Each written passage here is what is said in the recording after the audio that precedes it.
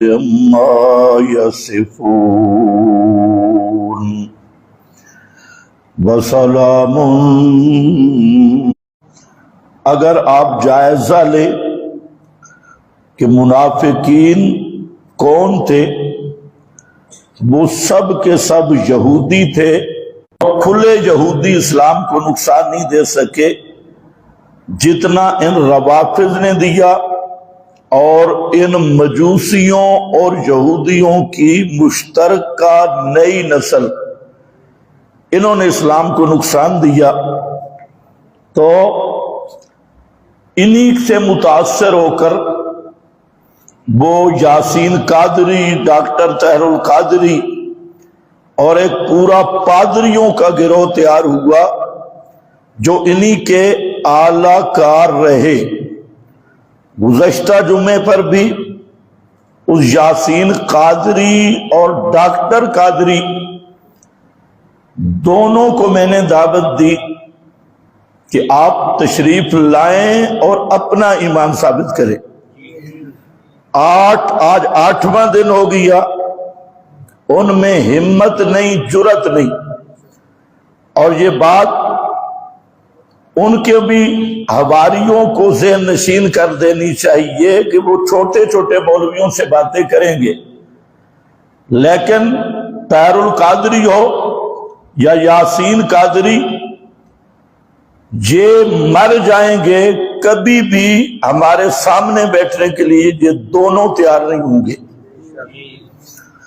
چلو ایک وکیل بن جائے اور دوسرا اثر رہے، تو اتنی بھی ہم انہیں مہلت دے رہے ہیں کہ چلو یہی یاسین قادری کو بہت زیادہ خوراک ہے مناظرے کی، تو یہ اپنے امام کا طاہر القادری کا بھی وکیل بن کے آ جائے۔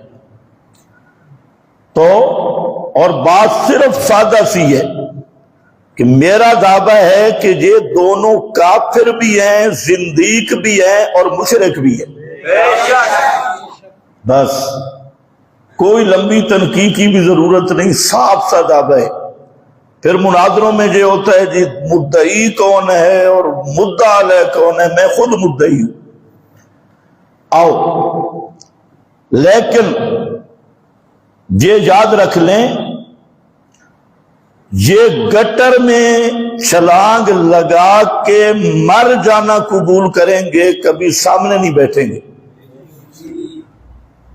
اور آپ دیکھ لیں 8 دن آپ گزر گئے، اگلا 8 دن پھر انتظار کر لیتی ہے،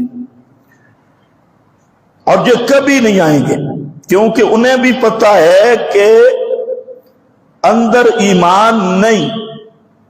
تو پھر جو خود بے ایمان ہو، خود زندیق ہو، خود مشرک ہو، اور خود لا الہ الا اللہ کا منکر ہو، تو وہ باتیں کرے حضرت عثمان پہ، وہ باتیں کرے اصحاب رسول پر جن کا ایمان گارنٹی شدہ ہے۔ دنیا میں ایک ہی تو جماعت ہے کہ جن کے ایمان کی گارنٹی اللہ نے دی ہے، باقی کسی کے ایمان کی گارنٹی اللہ نے نہیں دی۔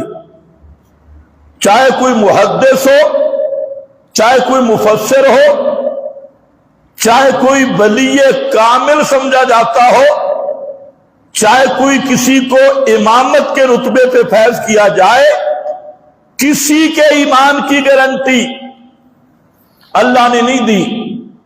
چاہے وہ امام زین العابدین ہو، چاہے وہ امام جعفر صادق ہو، چاہے وہ نقی علی تقی علی ہو، چاہے وہ حسن عسکری ہو، چاہے علی رضا ہو، چاہے کوئی اور ہو، کسی امام کے ایمان کی گارنٹی اللہ نے نہیں دی۔ اللہ نے گارنٹی دی ہے تو محمد الرسول اللہ کے صحابہ کے ایمان کی گارنٹی دی ہے۔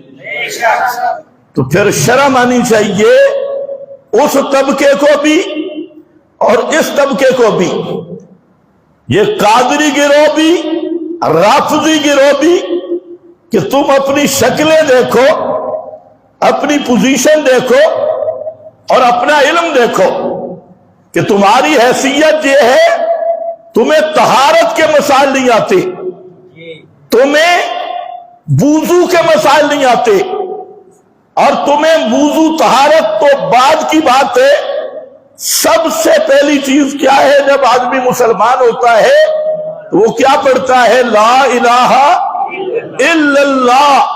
اور میں پورے چیلنج سے کہہ رہا ہوں کہ اللہ کی قسم اٹھا کے کہتا ہوں کہ طاہر القادری کو بھی لا الہ الا اللہ کا معنی نہیں آتا، اور یاسین قادری اور اس کے گروہ کو بھی لا الہ الا اللہ کا معنی نہیں آتا۔ اگر جرأت اور ہمت ہو تو طاہر القادری ہو یا یاسین قادری، ہمارے سامنے تو تم نے کبھی نہیں آنا، اپنے منبر پہ بیٹھ کے، اپنے کمرے اور اپنے بل میں بیٹھ کے لا الہ الا اللہ کا صحیح مطلب سمجھا دو۔ بے شک کینیڈا میں رہے اور یہ پاکستان میں رہے، اپنے کمرے میں بیٹھ کے لا الہ الا اللہ الہ کا معنی کر لے، اور اگر تو نے الہ کا معنی کیا تو تو بھی سمجھ جائے گا کہ تیرے اندر اور ابو جہل کے شرک میں کوئی فرق نہیں ہے۔ جیسے وہ مشرک تھا ایسے تو مشرک ہے، اور شرم نہیں آتی۔ حضرت عثمان بھاگ گئے، فلاں بھاگ گئے، اور وہاں پر بازاری اور ننگی زبان اپنی اصل کو ظاہر کرنا۔ تم کون ہوتے ہو حضرت عثمان پہ بات کرنے والے؟ حضرت عثمان وہ ہیں اور جن کے ایمان، جن کے حیا، جن کی وفا اور جن کا پیغمبر کریم کے ساتھ تعلق، یہ ساری چیزیں منصوص قطعی ہیں، اور اس منصوص قطعی کے مقابل تو دنیا کا کوئی محدث نہیں بات کر سکتا، کوئی مفسر بات نہیں کر سکتا، اور حضرت عثمان پر جرا تو کسی محدث اور مفسر کا منصب نہیں، اور تو پتہ نہیں کس چیز کی پیداوار، اور وہی بکواس بازی شروع کی، اور بہرحال اس کا علاج ہو گیا۔ ہم اپنی تقریر کو خراب نہیں کرنا چاہتے، اور یہ یاسین قادری اور ڈاکٹر طاہر القادری پر قیامت کی صبح تک یہ قرض رہے گا، اور انشاءاللہ ان میں یہ ہمت نہیں سامنے بیٹھنے کی۔ اور یہ بھی یاد رکھو، سامنے نہیں بیٹھیں گے، اپنے گھر میں بل میں چھپ کر بھی کبھی وہ لا الہ الا اللہ اس الہ کا حقیقی معنی وہ بیان کرنے کی بھی جرات نہیں رکھتے۔ پھر جو اتنا یتیم ہو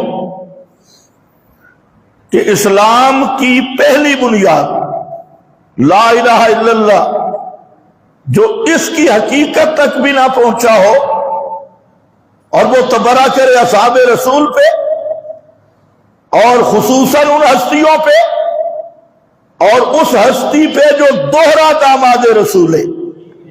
رسول اللہ کو پتہ نہیں تھا حضرت عثمان کے بارے میں کہ 2 بیٹیاں دی، یکے بعد دیگرے، اور ساتھ فرماتی ہیں کہ اگر میری بات روایات میں آیا کہ اگر میری 40 بیٹی ہوتی اور ایک ایک کر کے وفات پاتی تو میں حضرت عثمان کو ہی اپنا داماد بناتا۔ پیغمبر کو اپنے رشتوں کا پتہ نہیں چلا کہ میں رشتہ کس کو دے رہا ہوں، اور فرشتوں کو بھی پتہ نہیں چلا کہ حضرت عثمان سے حیا کرتی، نہ فرشتوں کو پتہ چلا، اور رب کو معاذ اللہ پتہ نہیں چلا۔ لقد رضی اللہ عن المؤمنین کہ ایک عثمان کی وجہ سے 1400 صحابہ پر اپنی رضا کی سندیں جاری کر دی۔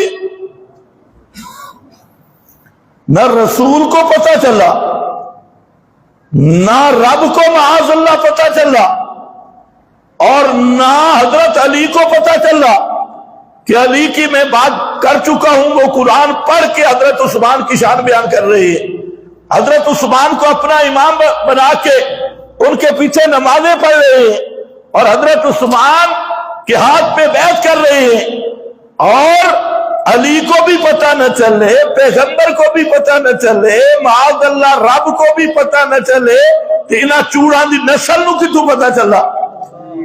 جنہاں دے ابھی تک باپ کا شناختی کارڈ بھی کہیں نہیں ملتا، ناظرے میں پتہ کرو یہ کس کٹر کی پیداوار ہے، ان کو بھی پتہ نہیں۔ تو اس لیے جو اصحاب پیغمبر پہ بک بک کرے گا، چاہے وہ رافضی ہو یا رافضیوں کی نسل ہو، ہم سب کو چیلنج کرتے ہیں، اصحاب رسول پہ تبرہ کرنے والا پہلے لا الہ الا اللہ کا معنی بتا، اور یہی معنی فیصلہ کر دے گا کہ تمہارے اندر اور کعب بن اشرف میں کوئی فرق نہیں، تمہارے اندر اور ابو جہل میں کوئی فرق نہیں، تمہارے اندر اور مودی میں کوئی فرق نہیں، تمہارے اندر اور جو بائیڈن کے کفر میں کوئی فرق نہیں۔ جب تم اتنے کھلے کافر ہو تو پھر کافر کو ابو بکر کی شان سمجھ نہیں آتی۔ مشرک کے جانے، گرج کے جانے قدر فلاں دا مردے کھامن والی، گرج کو کیا پتا پھول کیا ہے؟ اس نے تو درنگے ہی کھانے ہیں اور بدبودار مردے ہی کھانے ہیں، وہ کھانے والی۔ آؤ آج آخر پہ ایک ٹیکہ ایسا آئے گا جو بڑا بھینسوں والا ٹیکہ ہے، بھینسوں اور گاؤں والا ٹیکہ ہے، ایسا کہ پوری مجوسیت نیچے سے اوپر تک تڑپ نہ جائے تو پھر بات کرنا۔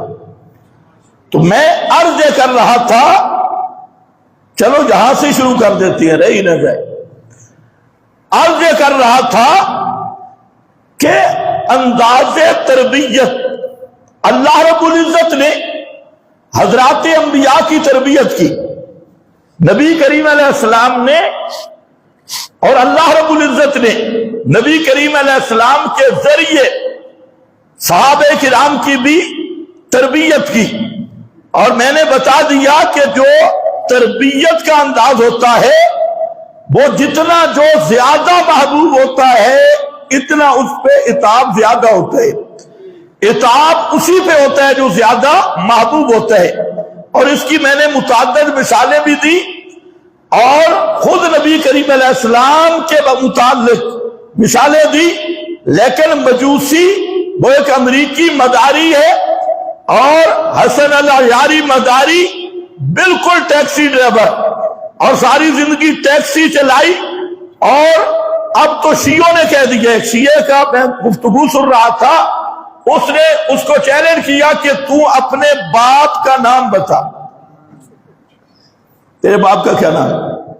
تو ہم نے تو پہلے دن ہی کہا تھا کہ صحابہ کو بھونکنے والے کا باپ کسی ضلع میں نہیں ملے گا، یہ ساری اندھیرے کی پیداوار ہے، اور جو صحابہ کو بھونکے گا وہ حلالی ہو سکتے ہی نہیں، یہ تو ہم نے پہلے دن کہا۔ لیکن اب شیعہ کیمپوں سے بھی آواز آنے لگی کہ اس مداری کا ابا ہے ہی کوئی نہ، تمہیں کوئی پتہ نہیں چلتا۔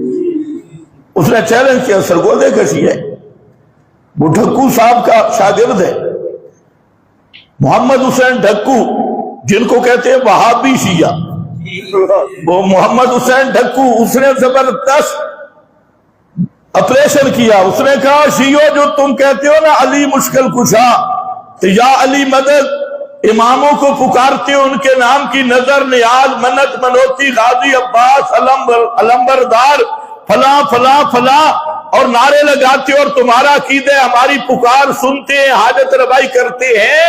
تو ڈھکو صاحب نے کہا تمہارے اور ابو جہل میں ذرا فرق نہیں ہے، کٹر مشرک ہو۔ اب اسی کا شاگرد ہے، اس نے اعلان کیا، ماشاءاللہ بہت اچھا اعلان کیا، اس نے کہا کہ اللہ یاری صاحب اپنے ابے کا نام بتا، تیرے باپ کا نام کیا ہے؟ آپ اندازہ کریں کہ کیسی نسل مارکیٹ میں آ رہی ہے، اور اس پہ نہیں، مجھے اپنے مولویوں پہ تعجب ہے کہ ایسے چبل ٹیکسی ڈرائیور اور بد اصل بد نسل، اور پتہ نہیں کدھر سے پیدا ہوا، کس نے اٹھایا، اس کے ساتھ بات ہو رہی ہے امام ابو بکر پہ، इमाम उमर पे, इस पे मुनाजरे और इस पे गुफ्तगू है। ये तो जो मुनाजरे करने वाले हैं, अल्लाह इनको भी अकल अता फरमाए कि ये कौन सा मौजू है भाई। इमाम अबू बकर मौजू है, इमाम उमर मौजू है। अगर अबू बकर और उमर मोमिन नहीं तो फिर कोई नबी दुनिया पे आए ही नहीं। किसी नबी की नबुव्वत भी साबित हो सकती नहीं। मैंने पिछले जुमे पे भी कहा था और पूरे इस मार्केट के बद असलों को चैलेंज करके कहता हूं कि अगर अबू बकर उमर मोमिन नहीं ना, अबू बकर उमर के ईमान की दलील उस पे जरा हो सकती है तो फिर दुनिया में नबूवत का तसव्वुर ही नहीं। वही दलील जो अबू बकर उमर के ईमान की है, वही दलील अंबिया की नबूवत की है, वही दलील मोहम्मद रसूलुल्लाह की रिसालत की है, वो आपकी नबूवत की है, वही दलील हजरत अली के वजूद पे है, वही दलील हजरत हसन हुसैन के वजूद पे है। अगर वो दलील नहीं और उस दलील पे जरा हो सकती है तो फिर दुनिया में नबूवत का तसव्वुर ही मिट गया। और वो दलील एक ही है, तवातुर। क्या है? तवातुर। तवातुर का जो तबका हो, अंबिया को हम नबी मानते हैं, तवातुर दलील है। नबी पाक सल्लल्लाहु अलैहि वसल्लम के हम मौजूदात मानते हैं, तवातुर दलील है। हजरत मोहम्मद रसूलुल्लाह का हम दावे रिसालत मानते हैं, तवातुर दलील है। आपकी नबूवत मानते हैं, दलील तवातुर है। कुरान का मुनज़्ज़ल मिनल्लाह मानते हैं, दलील तवातुर है। और हजरत अली का वजूद मानते हैं, दलील तवातुर है। हजरत हसन हुसैन का वजूद मानते हैं, दलील तवातुर है। अबू बकर उमर को मोमिन मानते हैं, दलील तवातुर है। अगर तवातुर को निकाल, न नबूवत साबित होगी, न कुरान की कुरानियत साबित होगी, न हजरत अली का पैदा होना साबित होगा, न हजरत हसन हुसैन का दुनिया में आना साबित होगा, न कुरान का नाजिल होना साबित होगा, न मोहम्मद रसूलुल्लाह के मौजूदात साबित होंगे, न आपका दावे नबूवत साबित होगा। तुमने समझा क्या है? जो दलील अंबिया की नबूवत साबित कर रही है, मोहम्मद रसूलुल्लाह सल्लल्लाहु अलैहि वसल्लम का दावे रिसालत, दावे नबूवत साबित कर रही है, वही दलील तवातुर अबू बकर उमर का ईमान साबित कर रही है। और अल्लाह के फजल से ये इतनी यतीम पार्टी है, खुसूसन मदारी, और ये अपनी बिल में बैठ के फोनों पे मुनाजरा करते हैं। इस तरह फोनों पे नहीं, मैंने इसे चैलेंज किया कि बच्चू 15 मिनट तू मेरे सामने बैठ, फोन शून नहीं। अगर तेरी पूरी नस्ल को अबू जाल से बड़ा काफिर साबित न करूं, खुदा की कसम मैं मौलवियत छोड़ दूंगा। माशाअल्लाह। हाँ, सिर्फ 15 मिनट बैठ। तूने मौलवी देखे ही नहीं, तू खुद रेडी वाला है, टैक्सी वाला, और तुझे वो फोन करते हैं जो खुद कहते हैं चलो हमें मोहल्ले वाले नहीं जानते, तो फोन पे पता चल जाएगा भाई ऐ भी मोहल्ले शरामदा नहीं, ये भी मोहल्ले वाला है। किसी आदमी ने मस्जिद में पेशाब कर दिया, दूसरों ने कहा बुजुर्गा ये क्या किया? उसने कहा कुछ भी नहीं, इतना तो मानो ना, शोहरत तो हो गई है, शोहरत। अब सारे मोहल्ले वाले पहचान तो गए, ये बिल्कुल वही हालत है। अब आओ, सबसे बड़ा इतराज उस मदारी का इसी अंदाजे तरबियत पे कि सहाबे किराम की तरबियत पे बात बातें अल्लाह रब्बुल इज्जत ने तरबियत की तो उस पर वो कुफ्र का हुक्म लगाते हैं और कहते हैं ये बात हुई है ना तब अल्लाह ने मना किया है, ये बात हुई है ना तब अल्लाह ने मना किया, ये उसकी सबसे बड़ी बुनियाद है। तो मैंने पिछले जुम्मे पे भी कहा था कि ये अंदाज तो फिर पैगंबर के लिए भी आया है, یا ایھا النبی لما تحرم ما احل اللہ لک. اب مداری انداز کیا بنے گا؟ اور یہی وجہ ہے کہ اس کی اپنی کفر کی 100 سے زائد وجوہ ہیں. ان میں سے ایک کفر اس کا یہ ہے، اس نے قانون بنا دیا کہ جہاں آیت آئے نا انداز تربیت تو وہاں پر حکم جاری کر دو، فتویٰ لگا دو، سغرے کبرے ملا دو. تو اب یہاں پر اگر کوئی انداز ہو تو اس انداز پر تو امام کائنات پہ اس مداری کا فتویٰ جا رہا ہے. اور جہاں پر بھی وہی ڈانس کہ یا ایھا النبی لما تحرم، اور جہاں مداری کی جان شروع ہو جائے، دیکھو جی اللہ کے رسول نے بھی اللہ کے حلال کو حرام کیا، یہ تو صغرا بن گیا. اب جو حلال کو حرام کرے من لم یحکم بما انزل اللہ، آگے پھر اس پہ فتویٰ، تو پھر پیغمبر پہ جو فتویٰ لگائے وہ ہے مسلمان سے نہیں؟ وہ کبھی مسلمان ہو سکتا نہیں. آؤ ذرا ٹیکہ سن لو پھر میں آگے چلتا ہوں، وہ ٹیکہ رہ نہ جائے، پرانا نہ ہو جائے. یہ میرے پاس ہے، دو چیزیں میں عرض کر رہا ہوں. ایک تو اس مذہب کی حقیقت کہ یہ ہے کون.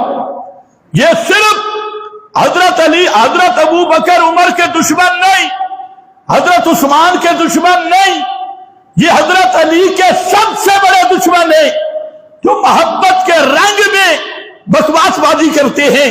یہ میرے پاس کتاب ہے نہج البلاغہ، اور اس مذہب کی یہ وہ کتاب ہے جس کو یہ قرآن سے بھی اہمیت دیتے ہیں.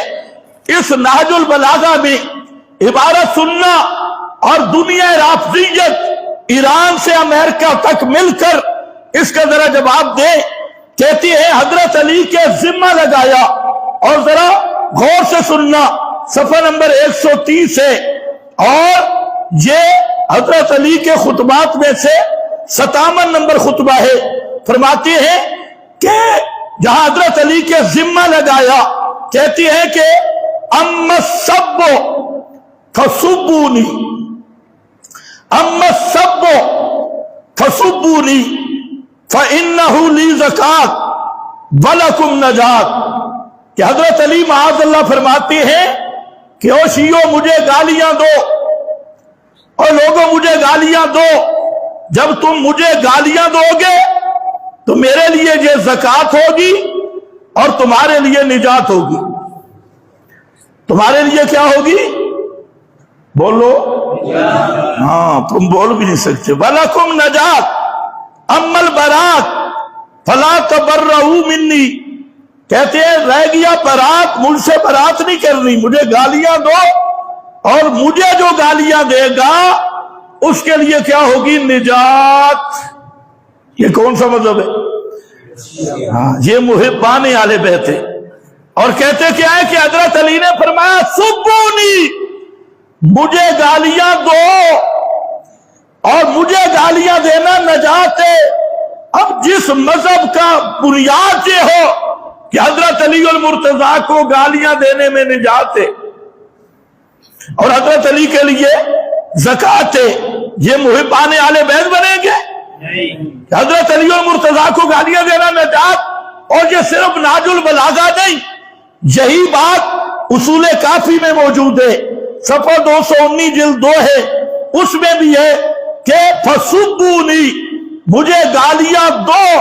اور یہی بات لوامع التنزیل اس میں موجود ہے، صفحہ 425 پر. تو یہ کوئی عام مولویوں کی بات نہیں، کافی بھی، نہج البلاغہ اور لوامع التنزیل، یہ ساری تینوں کتابیں کہہ رہی ہے کہ حضرت علی نے فرمایا معاذ اللہ ثم معاذ اللہ کہ تم مجھے گالیاں نکالو تمہاری نجات ہوگی. تو جس مذہب کا دار و مدار یہ ہے کہ حضرت علی المرتضیٰ کو گالیاں نکالنے سے جہنم سے چھٹکارا ہوتا ہے اور نجات ہوتی ہے، اس سے بڑا لعنتی مذہب یہودیوں میں بھی نہیں ہے، عیسائیوں میں بھی نہیں ہے، اور مجوسیوں میں بھی نہیں ہے.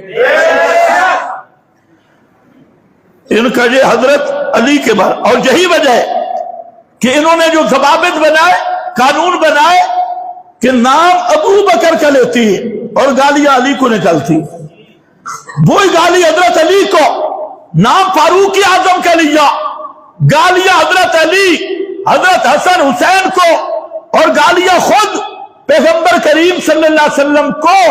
اور اسی پر میں عرض کرنا چاہتا ہوں، یہ پہلا پوائنٹ ہے، اور دنیا شیعت ایران سے امریکہ تک جمع ہو جائے کرے اس حوالے کا انکار، اور اگر یہ حوالہ کافی میں، نہج البلاغہ میں اور ان کی معتبر ترین کتب میں موجود ہے، تو پھر مذہب کا خلاصہ کیا نکلے گا کہ شیعہ مذہب یہ کہہ رہا ہے کہ حضرت علی المرتضیٰ کو گالیاں دینا نجات ہے۔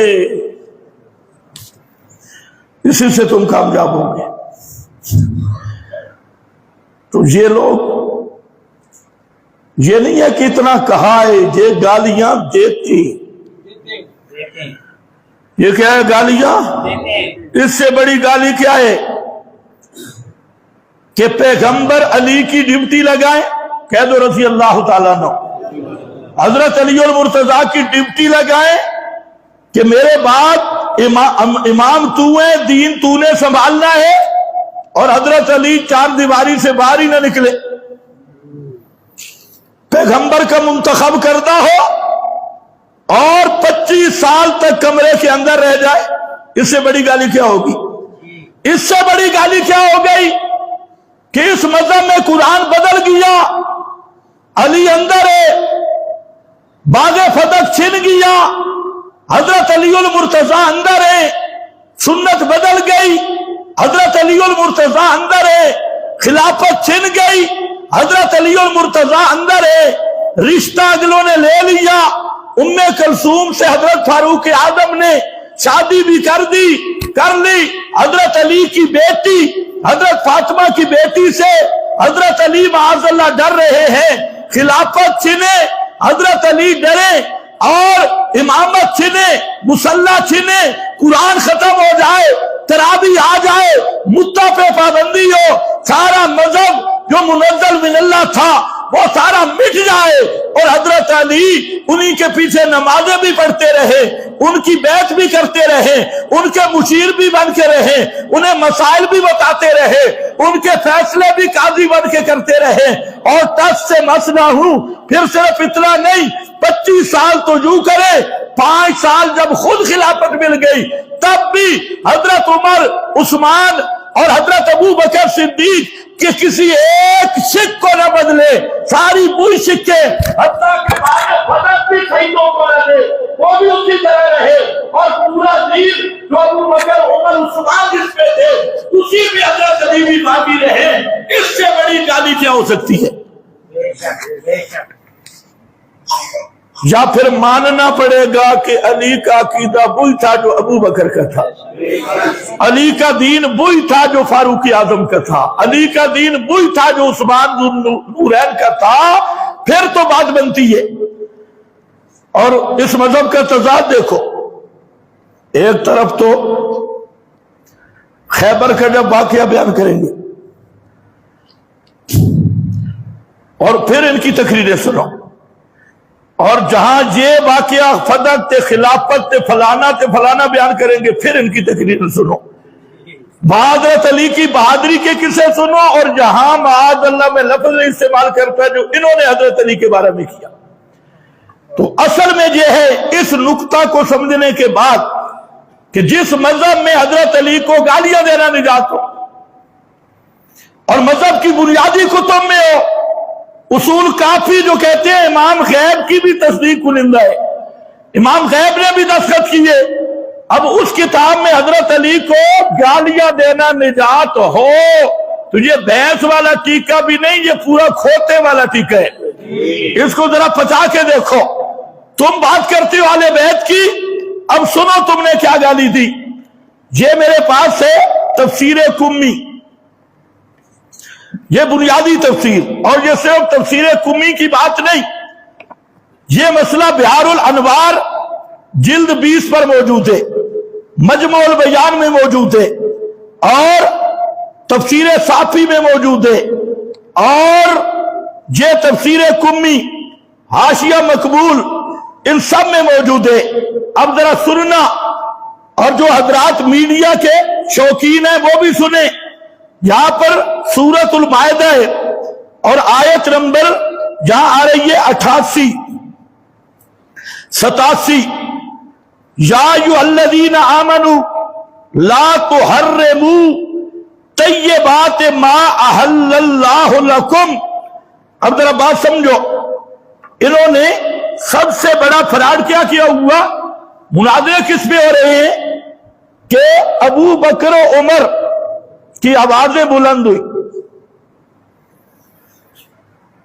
آپس میں ارتفعت اصواتہم، ان کی آوازیں بلند ہو گئی، تو آیت اتری کہ یا ایھا الذین آمنوا لا تقدموا بین یدی اللہ ورسولہ۔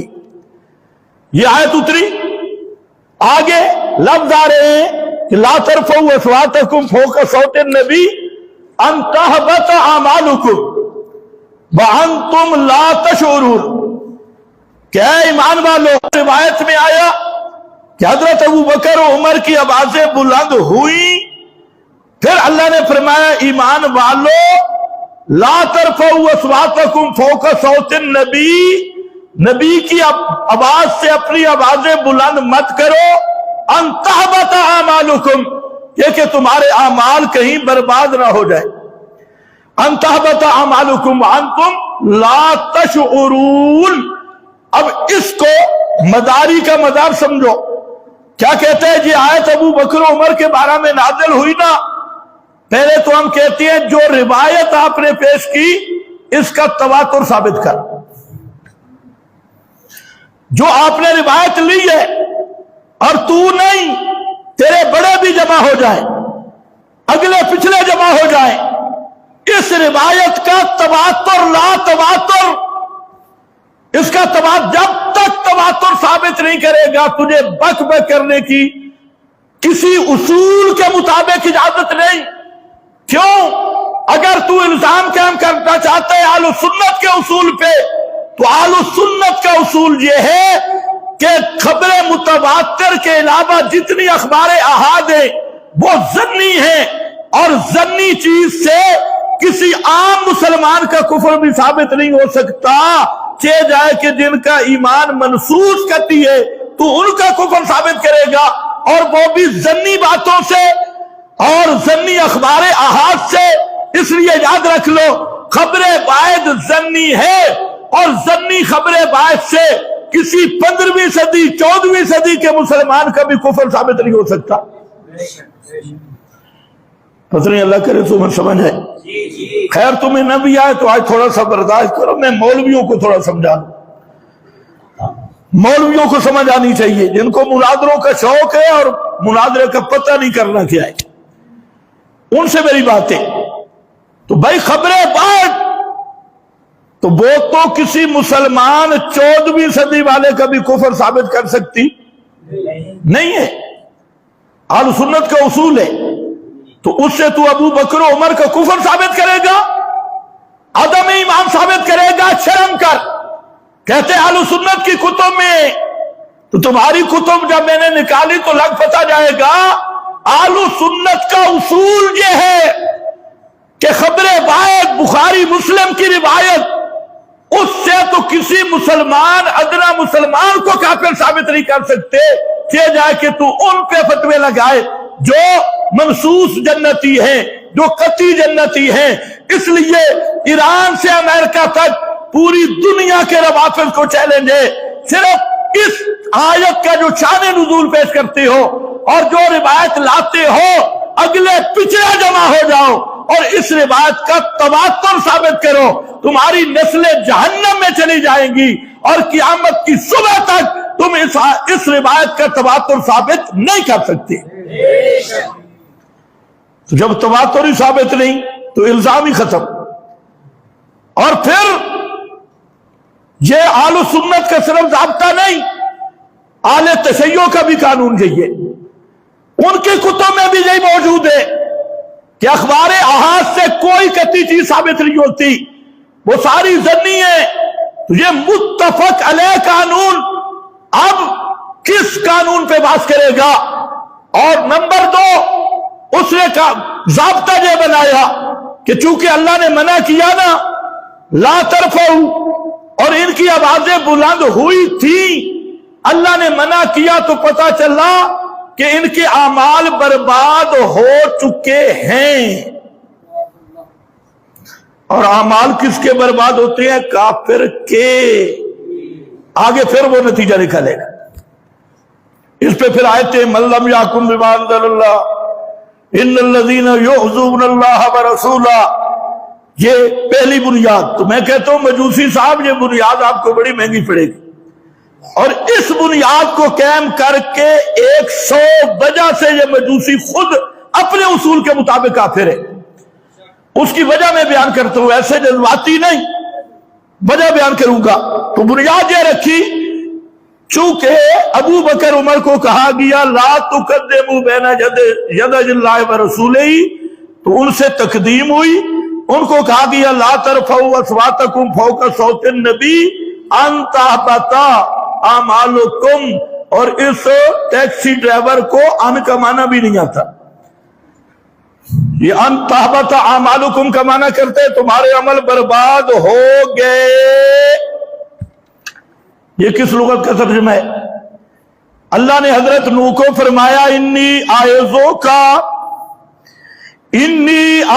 का अन तकूना मिनल जाहिलीन।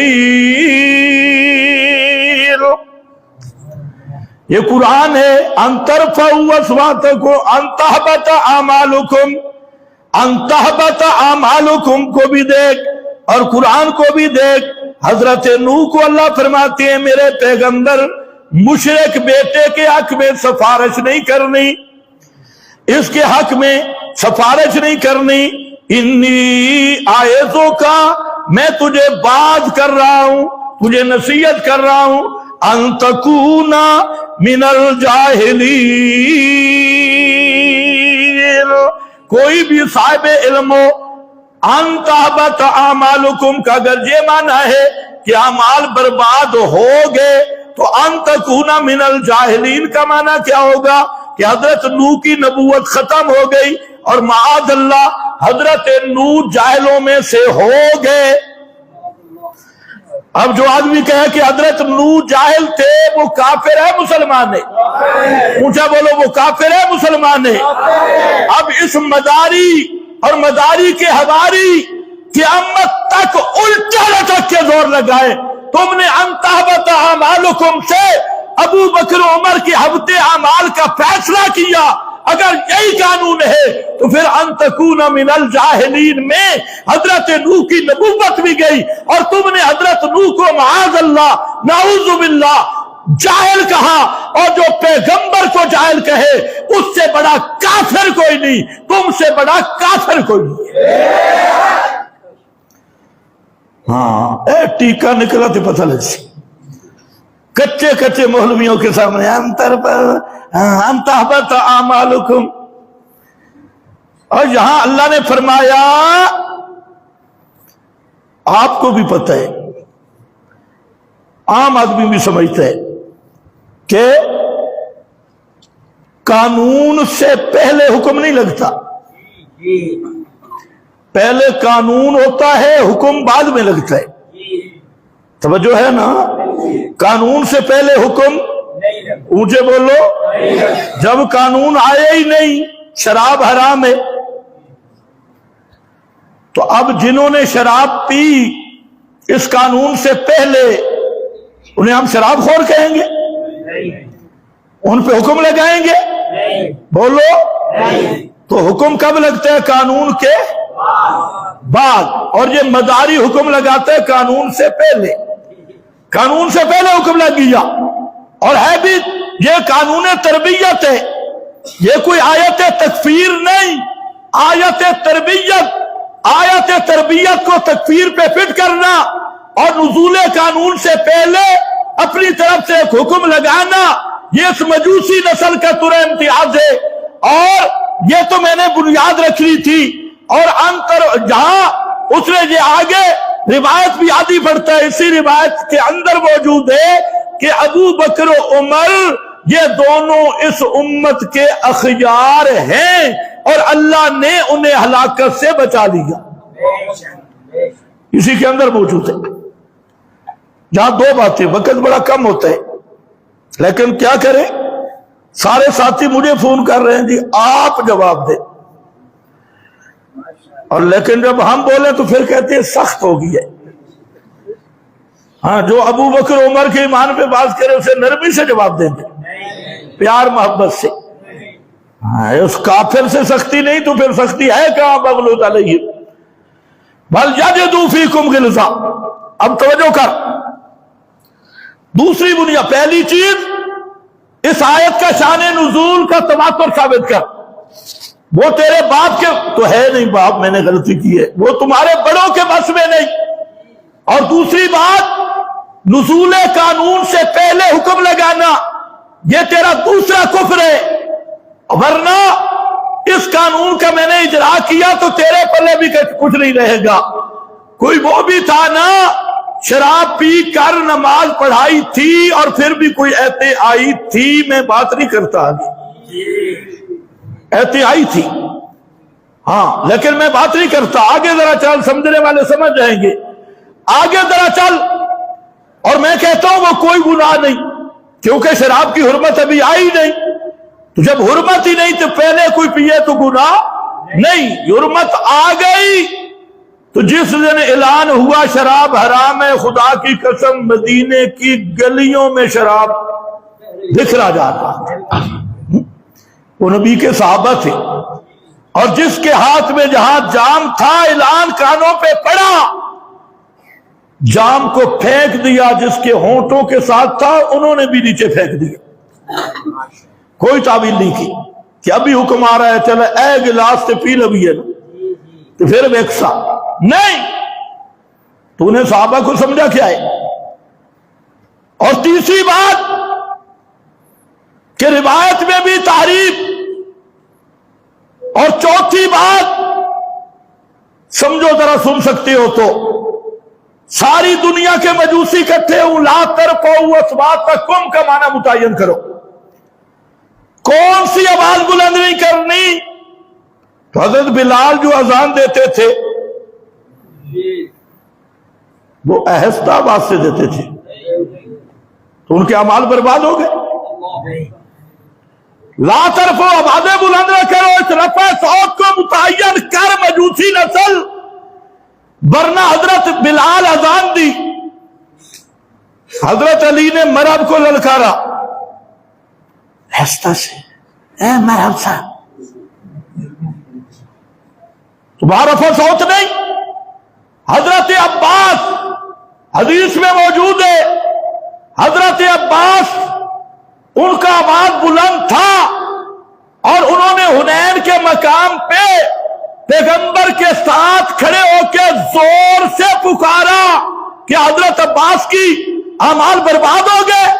لا ترفعوا اصواتکم، اور جاہل زمانے کے تجھے آیت کا معنی ہی نہیں آتا کہ لا ترفعوا کا معنی کیا ہے. پھر جب پیغمبر سے صحابہ بات کرتے، حضرت علی بات کرتے، حضرت علی کی آواز بلند نہیں ہوتی تھی. بھائی آپ آواز اگر بلند نہ کریں تو آواز دوسرا سن سکے گا؟ تو پھر لا ترفعوا والا حکم وہاں بھی لگے گا اذانوں پہ. اچھا آپ مصلی پہ ہیں، کوئی صحابی اقامت بھی تو کہتا ہوگا، تو اقامت بھی دل میں کہنی تھی. اقامت کی بھی آواز اونچی نہیں، اذان کی بھی آواز اونچی نہیں، جہاد میں بھی آواز اونچی نہیں، اعلان میں بھی آواز اونچی نہیں، مجلس میں بھی آواز اونچی نہیں. اس لیے اس مجوسی اور نسل کو یہ بھی نہیں پتا کہ لا ترفعوا کا معنی کیا ہے. اور میں پورا چیلنج سے کہتا ہوں کہ ذرا میرے ان سوالوں کا جواب نکال کہ تو لا ترفعوا کہہ رہا ہے اور معنی نہیں سمجھتا، تو بلال کے بتا، بلال کے اعمال برباد ہے یا نہیں؟ پیغمبر کے پیچھے اقامت کہنے والے کے اعمال برباد ہیں یا نہیں؟ حضرت عباس کے اعلان کرنے سے پیغمبر صلی اللہ علیہ وسلم کے ساتھ آواز ان کی بھی اونچی ہوئی، تو پھر ان کے اعمال کیوں نہیں برباد ہوئی؟ معلوم ہوتا ہے یہ مطلق بات نہیں، اس لا ترفعوا کے اندر جو بات موجود ہے وہ کیا سمجھے جس کا امام بھی غار میں ہے، قرآن بھی غار میں ہے. وہ ہم سے پوچھے لا ترفعوا اصواتکم صرف رفع صوت نہیں، یہاں پیغمبر کی بے ادبی کرنا، پیغمبر کو ایذاء کی نیت سے، بے ادبی کی نیت سے، توہین کی نیت سے اگر کوئی آواز بلند کرتا ہے پیغمبر سے جھگڑا کرنے کی صورت اور نیت اس کی بے ادبی ہے، توہین ہے، گستاخی ہے، تب حکم لگے گا انتابت اعمالکم. مطلق رفع الصوت پہ یہ حکم لگانا یہ جاہلوں مزاریوں کا کام ہے. پھر 5ویں نمبر پر یہ بھی آیت تربیت ہے. وقت اوپر چلا گیا. آیت تربیت ٹیکا رہ گیا تو ٹھنڈا ہو جائے گا، وہ ابھی پیچھے مختصر سن لو.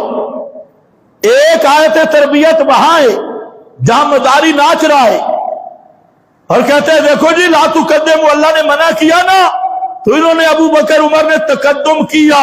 اور جاہل اتنا ہے کہ آیت کو ذرا شروع سے پڑھو، یا ایھا الذین، ہاں یا ایھا الذین آمنوا لا تقدموا. اگر آیت میں مراد ابو بکر عمر ہیں تو یا ایھا الذین آمنوا کسے کہا گیا؟ ماشاءاللہ ماشاءاللہ، کوئی سمجھ سمجھ. تو پھر تو اللہ نے یا ایھا الذین آمنوا، اب اللہ کہے ابو بکر کو یا ایھا الذین آمنوا، اللہ کہے فاروق اعظم کو یا ایھا الذین آمنوا، اور مجوسی کہے کافروا. اب اللہ کے قرآن کا انکار کر کے پھر کیا بنے گا؟ پھر کیا بنے گا؟ کافر. خدا کہتے ہیں یا ایھا الذین آمنوا لا تقدموا بین یدی اللہ. تو ایمان تو اسی آیت کے شروع سے ثابت ہو گیا. اب کہتے ہیں امام ابن تیمیہ نے لکھا، اور امام ابن تیمیہ نے یہ بھی لکھا کہ رافضیوں سے بدتر دنیا میں خنزیر بھی نہیں ہے. یہ بھی مان لیں امام ابن تیمیہ کی. امام ابن تیمیہ نے لکھا، فلاں نے لکھا، اور قرآن کے مقابل تو کوئی امام نہیں چلتا. قرآن جب یا ایھا الذین آمنوا کہہ دیا تو ابو بکر عمر کا ایمان اسی آیت سے ثابت ہو گیا. اب جاہل اتنا ہے، کہتے ہیں یا ایھا الذین آمنوا منافقوں کو کہا جاتا ہے. یا ایھا الذین آمنوا کس کو کہا جاتا ہے؟ ماشاءاللہ، منافقوں کو کہا جاتا ہے یا ایھا الذین آمنوا. یہ نہیں سمجھتا. منافق کہتے ہیں قالوا آمنا باللہ والیوم الآخر. اللہ فرماتے ہیں وما ہم بمؤمنین انہم کفروا باللہ ورسولہ. کہتے منافقوں کو کہا یا ایھا الذین آمنوا. واہ مداری کے بچے کیسے گیا؟ اگر یہی بات ہے مومن منافق کو کہا جاتا ہے، آمنوا منافق کو کہا جاتا ہے، تو بچوں پھر علی رضی اللہ تعالی عنہ کو کہاں سے بچائے گا؟ پھر تو مومن منافق کا فرق ہی ختم ہو گیا. اچھا اس پہ دلیل بھی لایا ہے. دلیل آپ کو صرف بتا رہا ہوں کہ ایسے محرف بھی ہے. کہتے قرآن میں ہے نا یا ایھا الذین آمنوا ادخلوا فی السلم کافہ، اے ایمان والو پورے کے پورے اسلام میں داخل ہو جاؤ. پتہ لگا یہ ایمان والے منافق تھے. تب کہا ادخلوا فی السلم کافہ. اس کو سلم کا پتہ بھی نہیں ہے کہ سلم ہے کیا. اور یا ایھا الذین آمنوا، اللہ فرماتے ایمان والو پورے کے پورے اسلام کے احکام کی تعمیل کرو. منافق ہو گئے. کہتے ادخلوا فی السلم کافہ آ گیا نا، تو پھر تو ماشاءاللہ بہت اچھا. اللہ نے حضرت ابراہیم کو کہا اسلم، کیا کہا؟ اسلم اسلم. مداری کیا کہے گا؟ حضرت ابراہیم بھی پہلے مسلمان نہیں تھے، کیونکہ ادخلوا فی السلم کافہ کا معنی کیا کر رہا ہے؟ پورے اسلام میں داخل ہو. پتہ لگا منافق تھے. میں نے کہا مداری صاحب قرآن ذرا پڑھ. اسلم اذ قال له ربہ اسلم. اللہ نے حضرت ابراہیم کو کہا اسلم. قال اسلم، تو کیا معنی ہے کہ حضرت ابراہیم پہلے مسلمان نہیں تھے؟ اسلم. پھر حضرت ابراہیم دعا کر رہے واجعل لنا مسلمین لک، اللہ مجھے میرے بیٹے کو مسلمان بنا. شکر مداری نے یہ آیت نہیں دیکھی. مسلمین تو پہلے مومن نہیں تھے. تو یہ ایسا جاہل انسان ہے، اس کو نہ سلم کا پتہ ہے، نہ اسلم کا پتہ ہے، نہ مسلمین کا پتہ ہے، اور گفتگو کرتے ہیں ابو بکر عمر کے ایمان پہ. اور یہ سارے اس کے آؤٹ پٹھان اسی طرح چند باتیں کر کے جو شہرت پسند مولوی یا جٹ یا دکاندار یا ریڑی والے اس سے مناظرہ کرتے ہیں، اوپر وہ بورڈ لگا دیا فتوحات، سب پہ فتوحات، یہ اس کی فتوحات ہے. اب یہی بات ذہن میں رکھ کے کہ ابو بکر و عمر کی تربیت ہوئی، چلو روایت اللہ وجہ تسلیم، جواب سارے ملا لینا. اور آخری ضرب آ رہی ہے، وہ یہ ہے آیت ہے. فرمایا یا ایھا الذین آمنوا، اے ایمان والو، لا تحرموا طیبات ما احل اللہ لکم. لا تحرموا، مت حرام کرو، طیبات، پاکیزہ چیزوں کو جن کو اللہ نے تمہارے لیے حلال کیا، ان کو حرام مت کرو. اب اس آیت کا آخر بھی دیکھ لینا. فرمایا کہ لا تعتدوا، حد سے مت نکلو، ان اللہ لا يحب المعتدین، اللہ نہیں پسند کرتا حد سے نکلنے والوں کو. اب ذرا آیت کو دیکھو اور مداری کا سٹائل بھی ساتھ لگاؤ، اور معنی یہ ہوگا اے ایمان والو کہ لا تحرموا طیبات ما احل اللہ لکم، ان چیزوں کو حلال مت کرو، حرام مت کرو جن کو اللہ نے تمہارے لیے کیا کیا؟ حلال کیا. معلوم ہوتا ہے جن کے بارے میں نازل ہوئی انہوں نے اللہ کے حلالوں کو حرام کیا. اس کا سٹائل، یہ اس کا سٹائل ہے، اس کا طرز استدلال ہے. جیسے یا ایھا الذین آمنوا لا تقدموا، بالکل اسی طرح آیت ہے. اور دوسرا یہ آیت اس سے ذرا سخت ہے. اللہ نے فرمایا کہ حدیں مت توڑو، اور جو اللہ کی حدیں توڑتا ہے اللہ اسے پسند نہیں کرتا. اب یہ آیت کس کے بارے میں آئی؟ امام جعفر صادق فرماتے ہیں ان ابی عبداللہ قال نزلت هذه الآیہ فی امیر المومنین. یہ آیت حضرت علی کے بارے میں آئی. تفسیر کمی، مجمع البیان، فوائد مقبول، بہار الانوار، سب تفسیریں اٹھا، اور امام جعفر صادق کہتا ہے یہ آیت اتری ہے امیر المومنین کے بارے میں، حضرت علی بن ابی طالب کے بارے میں. فحلف اللہ ینام باللیل ابدا، حضرت علی نے قسم اٹھائی ساری رات نہیں سوؤں گا، کبھی نہیں سوؤں گا، ساری رات عبادتیں کروں گا اور کبھی نیند نہیں کروں گا. تو جعفر صادق کی روایت کہتی ہے اللہ نے فرمایا لا تحرموا طیبات ما احل اللہ لکم. اب اگر مداری کا سٹائل ہو تو پھر معنی نعوذ باللہ یہ بنے گا کہ حضرت علی نے اللہ کے حلال کو حرام کیا. اور ساتھ کبرا آئے گا، یہ سغرا ہے، من لم یحکم بما انزل اللہ اولئک هم الفاسقون اولئک هم الظالمون اولئک هم الکافرون، یہ آئے گا. اور ان الذین یؤذون اللہ، کہتے ہیں حضرت عمر نے جو فلانا مشورہ دیا، حضرت عمر نبی سے بڑے عالم تھے، حضرت عمر نبی سے زیادہ جانتے تھے، وہ پیغمبر سے اقدم تھے، وہ پیغمبر کو نہیں پتا تھا، عمر کو پتا تھا۔ میں نے کہا یہاں وہ سٹائل ذرا فٹ کر کہ نبی زیادہ عابد ہے یا حضرت علی؟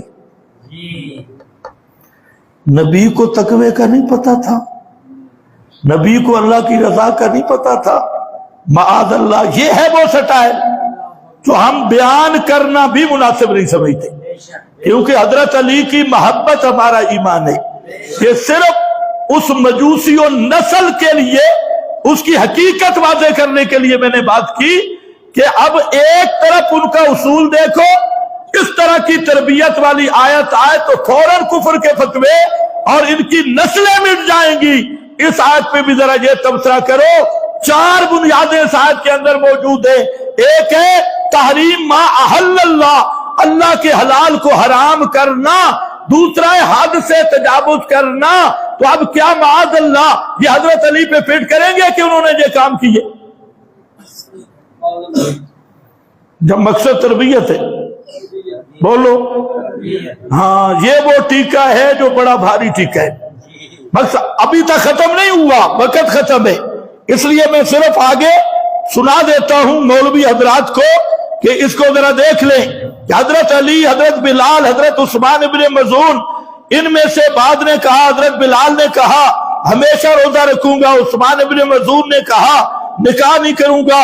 آگے لمبی حدیث ہے، پیغمبر کریم آئے، جب سنا نا حضرت علی کی بات کو اور حضرت بلال، حضرت عثمان ابن مظعون کی بات کو، فخرج فنادى الصلاۃ جامعہ، پیغمبر کریم گھر سے نکلے اور نماز کا اعلان کیا، لوگ جمع ہو گئے، فصعد المنبر، آپ ممبر پہ بیٹھے، فحمد اللہ واثنى علیہ، آپ نے خطبہ دیا اور خطبے کے لفظ سنو، آپ نے فرمایا ما بال اقوام یحرمون علی انفسہم الطیبات الا انی انام باللیل وانکح وافطر بالنہار، فرمایا فمن رغب عن سنتی فلیس منی۔ یہ خطبہ دیا، اب مداری مزاج ہو، پھر سوال ہوگا۔ پچھلے جمعے بھی میں نے خطبہ ذکر کیا تھا کہ یہ خطبہ یہاں پر اگر ہوتے ابو بکر عمر تو مزاری کا سٹائل کیا ہوتا؟ نبی جن کے خلاف خطبہ دے، ممبر پہ آئے، وہ کیسے مسلمان ہو سکتی ہے؟ جن کے خلاف پیغمبر خطاب کرانا پڑے، ممبر، یہ اس کا سٹائل ہے، وہ کیسے مسلمان ہو سکتی ہے؟ ہم کہتے ہیں اب ابو بکر عمر کا نام حذف کر کے حضرت علی کا نام لیا، پیغمبر ممبر پہ، اور انداز کیا ہے؟ ما بال اقوام، کیا حال ہو گیا لوگوں کا کہ اللہ جو چیز حلال کرتا ہے وہ حرام کر رہے ہیں، اور مجھ سے زیادہ متقی بننا چاہتی ہیں۔ میں رات کو سوتا بھی ہوں اور جاگتا بھی ہوں، دن کو روزہ بھی رکھتا ہوں، افطار بھی کرتا ہوں، اور میں نے نکاح بھی کیے۔ کون ہے یہ رہبانیت اختیار کرنے والے؟ اور دوسرے مقام پہ پورا مضمون ہے۔ آگے آپ نے فرمایا فمن راغب، جس نے میری سنت کو چھوڑ دیا وہ مجھ سے نہیں۔ اب مداری والا سٹائل لے آؤ کہ معلوم ہوتا ہے حضرت علی کو آپ نے فرمایا وہ مجھ میں سے نہیں، اور حضرت علی کو معاذ اللہ فرمایا من راغب عن سنتی۔ تو حضرت علی کا تارک سنت ہونا اور پیغمبر سے بے تعلق ہونا، یہ مداری اصول پہ ثابت ہوگا، اور وہی ڈانس شروع ہو جائے گی، اور پھر کہ علی منی انا من علی، بچے سارا منسوخ ہو جائے گا کہ من راغب عن سنتی فلیس منی۔ اگر اتنے 6 کلمات اور ضوابط کے باوجود حضرت علی کے ایمان پہ فرق نہیں، تو لا ترفعوا اصواتکم کے ضابطے کے باوجود فاروق اعظم اور صدیق اکبر کے ایمان پر بھی کوئی فرق پڑتا نہیں۔ اور اگر وہاں ابو بکر و عمر کا ایمان مشکوک ہے تو یہ تو اس سے سخت چیزیں ہیں، پھر حضرت علی کے ایمان کو کوئی مجوسی ثابت کر سکتا بھی نہیں۔ اور یہ صرف یہ نہیں، یہ مقبول کا ضمیمہ ہے اردو میں، اس میں بھی بالکل یہی بات ہے۔ اسی آیت کے تحت اور بہار الانوار کا بھی میں نے حوالہ دیا، یہ میرے پاس ہے صفحہ 800 ضمیم مقبول، اس میں فرماتے ہیں لا تحرموا طیبات ما احل اللہ لکم، تفسیر مجموع البیان میں جناب امام جعفر صادق علیہ السلام سے منقول ہے کہ یہ آیت حضرت امیر المومنین حضرت بلال مؤذن رسول خدا صلی اللہ علیہ وسلم اور حضرت عثمان بن مظعون کے بارے میں نازل ہوئی، ان کے بارے میں نازل ہوئی۔ اور آگے تجھے قسم کھائی، امیر المومنین نے جو قسم کھائی تھی کہ ہرگز ہرگز رات کو نہ سویا کریں گے، اس پہ یہ آیت نازل ہوئی۔ آگے کہتا ہے ساتھی میں اس قسم کے خطاب و عتاب سے اس شخص کی شان میں جس سے خطاب کیا گیا ہو کوئی بٹا نہیں لگتا، کیوں؟ جیسا کہ خدا تعالیٰ نے جناب رسول خدا سے فرمایا یا ایھا النبی لما تحرم ما احل اللہ لک، آیا نہ تھا تھے، اب آیا اپنی جگہ پہ، جیسے یا ایھا النبی لما تحرم کہنے سے پیغمبر کی شان میں فرق نہیں، لا تحرم کہنے سے حضرت علی کی شان میں فرق نہیں، تو میں کہتا ہوں پھر لا تقدم کہنے سے ابو بکر و عمر کی شان میں بھی فرق نہیں۔ اگر ابو بکر و عمر کی شان میں فرق ہے لا تقدم کہنے سے، پھر نہ علی بچے گا نہ اللہ کے نبی بچیں گے۔ اور ایسا اصول وضع کرنا کہ پیغمبر پہ بھی فتویٰ لگے، حضرت علی پہ بھی فتویٰ لگے، ابو بکر و عمر کے بغض میں، ایسا استدلال کرنے والا بھی کافر ہے، اور اس کو جو کافر نہ کہے وہ بھی کافر ہے۔ یہ پیغمبر، اور میں شیعوں سے بھی کہتا ہوں کہ اب تک تم چھپے رہے، 1200 سال تک تم چھپ گئے۔ ہم کہتے تھے یہ کہ شیعہ مذہب ہے، یہ قرآن اصلی نہیں، تم سر پہ قرآن اٹھا کے لاتے تھے، کہتے ہم تو مانتے یہ قرآن اصلی ہے۔ اب تمہارے مجوسی نے تمہارا تکیے کا بھانڈا پھوڑ دیا، اس نے کہہ دیا یہ قرآن اصلی نہیں ہے، یہ قرآن رد و بدل والا ہے۔ کل تک ہم کہتے تھے کہ یہ خلیص ترین مذہب ابو بکر عمر عثمان کی تکفیر کرتا ہے، تم سر پہ قرآن اٹھاتے اور کہتے نہیں نہیں ہم نہیں کرتے تکفیر، ہم تو مقدسات کا احترام کرتے ہیں، چاہے مقدسات اہل سنت کے ہوں کسی کا۔ اب اس مجوسی نے تمہارے اس 1200 سال کے تکیے کا بھانڈا پھوڑ دیا۔ اب دو ہی صورتیں ہیں، اسی طرح حضرت عائشہ کی بات آتی، تمہارے سارے مجتہد تکیہ کرتے اور کہتے نہیں جی عائشہ تو ہماری ماں ہے ام المومنین، اور اس مجوسی نسل نے ام المومنین کی بھی توہین کی، بکواس بازی کی، اور ایسی غلیظ ترین۔ تو اب دو صورتیں ہیں، آل تشیع کو کہتا ہوں یا تو کھل کے اس مداری کا ساتھ دو،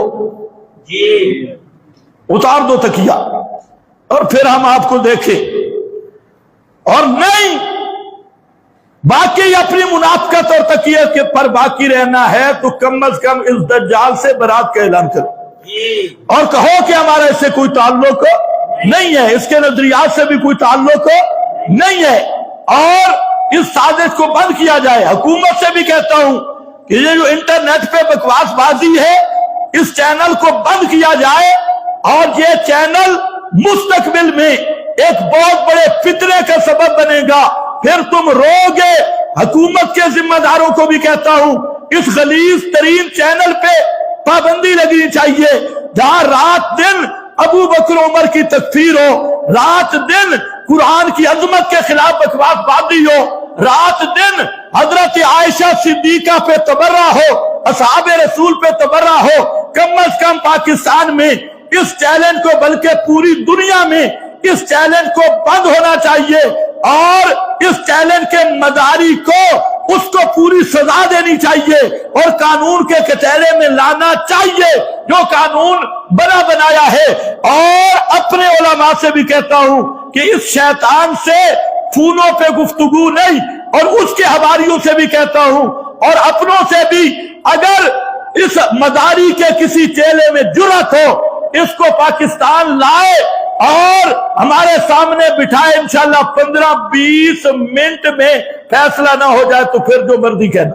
نعرہ تکبیر، اللہ اکبر۔ یہ ٹی وی کی چینل کی اور یوٹیوب پہ، یہ اپنے علماء سے بھی کہتا ہوں خدا کے لیے، موضوع اگر کرنا بھی ہے تمہیں شوق ہے، پھر ابو بکر عمر کے ایمان کا موضوع نہیں، پھر موضوع رکھو کہ اللہ یاری مرتد ہے، زندیق ہے، یہ اپنا ایمان ثابت کرے۔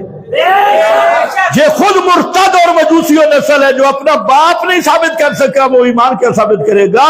اس کے پہلے تو باپ کا شناختی کارڈ چیک کرو، اور اگر کسی کو شہرت کی شوق ہے تو اس سے گفتگو اس موضوع پہ کرو، اور دعویٰ رکھو کہ یہ مرتد ہے، زندیق ہے، مجوسی ہے، یہودیوں کا ایجنٹ ہے، اور اس پر آ کے مناظرہ کرے۔ یہ کون ہوتا ہے؟ ابو بکر و عمر، جن کے بارے میں اللہ فرماتے ہیں امتحان اللہ قلوبہم للتقوی الزمہم کلمۃ التقوی، اور جن کے بارے میں اللہ فرماتے ہیں اولئک ھم الراشدون آمنوا کما آمن الناس من المہاجرین والانصار والذین اتبعوہم بإحسان رضی اللہ، جو ان کے پیچھے چل پڑے اللہ ان پہ بھی راضی ہے۔ سبحان اللہ، سبحان اللہ۔ اگلا جمعہ جہاں سے شروع ہوگا، بآخر دعوانا